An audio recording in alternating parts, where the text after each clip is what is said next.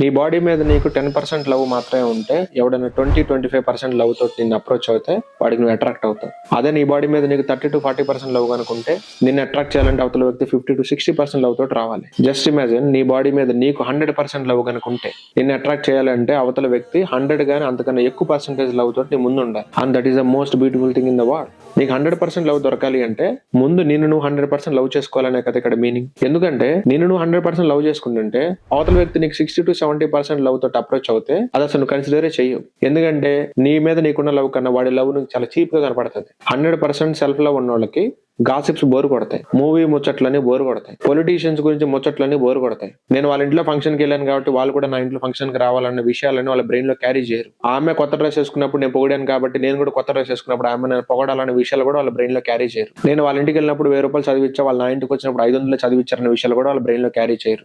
ఇవన్నీ self love తక్కువైన వాళ్ళు చేసే పనులు.